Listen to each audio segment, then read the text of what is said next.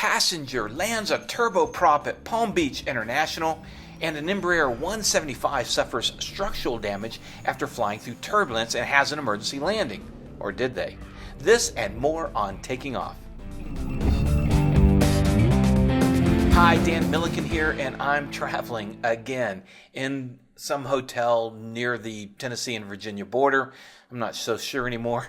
We're going to talk about the passenger who successfully landed a Caravan at the Palm Beach International Airport and the American Airlines regional envoy, the Embraer 175, that suffered a separation of a winglet in flight and had to divert. But first, I want to mention our sponsors. Flying Eyes, the best glasses and sunglasses, bar none, for pilots and anyone who wears headsets or helmets. Use the discount code TakingOff, all caps, one word, for 10% off.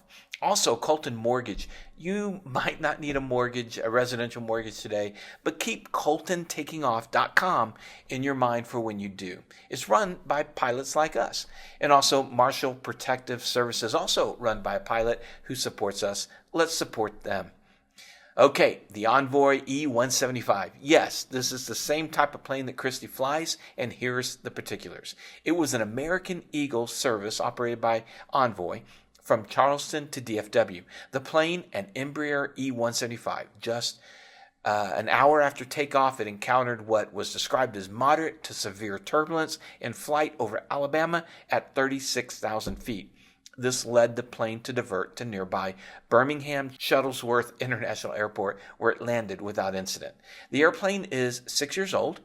I've seen some rumors and speculation on social media news about how bad it was and how close to a catastrophic disaster that everybody came. And I read on a news site that, quote, severe turbulence ripped off part of the wing. Well, while that may be considered factual, it's a bit colorful, and the use of words adds some drama that's really not part of the story. The pilots flying did not even realize the winglet was gone. The plane didn't handle any differently. It was passengers who notified the flight attendant, who then let the flight deck know, and the first officer ventured back for a look. Oh wow, part of the wing's gone.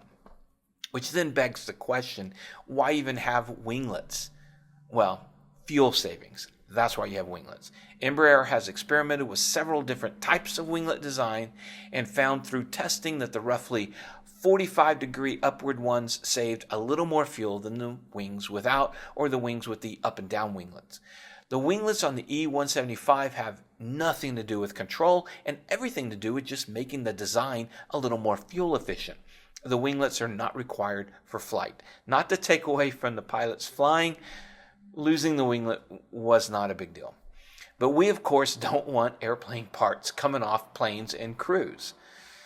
What's the history here? Well, it's a known issue, a service bulletin for a faulty spar by the manufacturer. And by the day of the incident, much of the fleet of E175s had already completed the SB to fix the winglet spar. The E175 in question was one of the few that had not had the work done yet. Will there be an airworthiness directive from the FAA now? Well, maybe. But in the meantime, the E175 was ferried 3 days after the incident to the maintenance facility in Abilene, Texas. And I'd like to note, the E175 has an incredible record for a regional jet and is a rock star performer. I wish we'd been on that instead of the CRJ 900 that brought us to Tennessee today. That's another story. The E175 has procedures for flights not having the winglets, but the minimum equipment list does have the plane inoperable without them, especially since the position lights are right there in the winglet.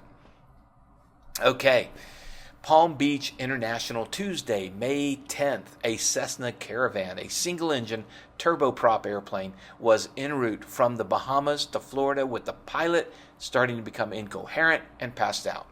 A passenger, one of two, on the plane jumped up and into action, reportedly recovering the plane from a dive and figuring out how to turn navigation panels on, talk to ATC, and get on the ground safely eventually.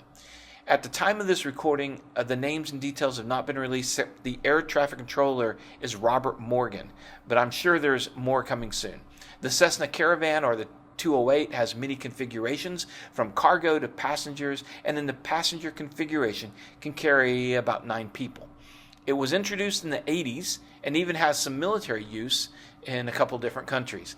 It's a strutted, high-wing plane, unpressurized, with that beautiful Pratt & Whitney PT-6 up front.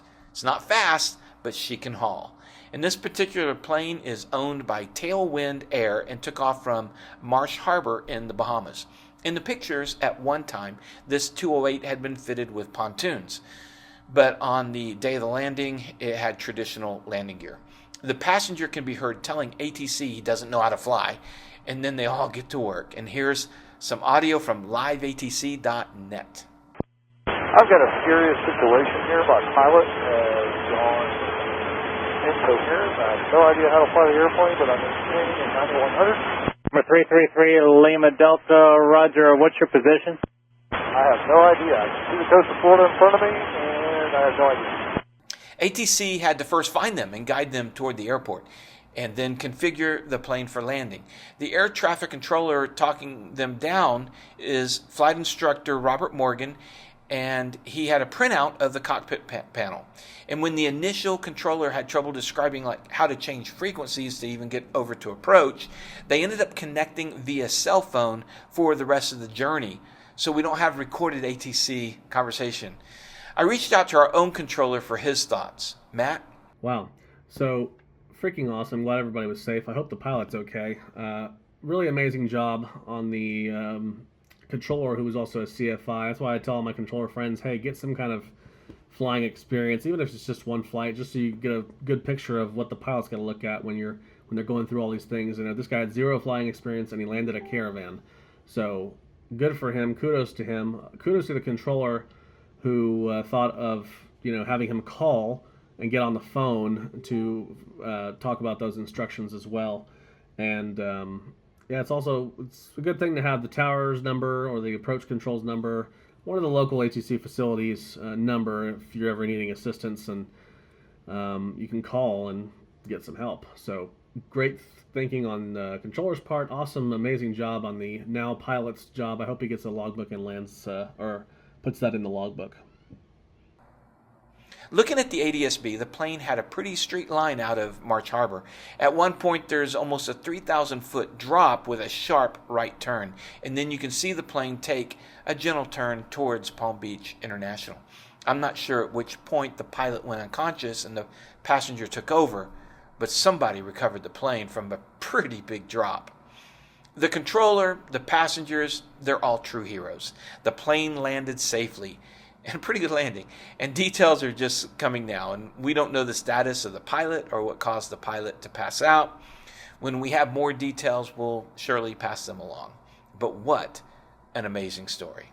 Okay, let's turn to Trent Palmer. Our friend Brian Turner from Just Plain Silly uncovered the original footage of Trent's flyover that got him into so much hot water with the FAA.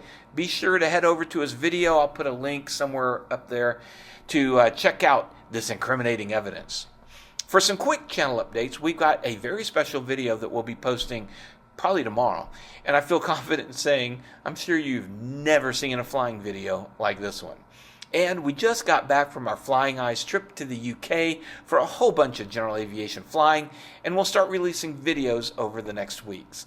I think we ended up with 10 episodes. So look for a whole lot of new content with that, pilot stories, and in the hangars.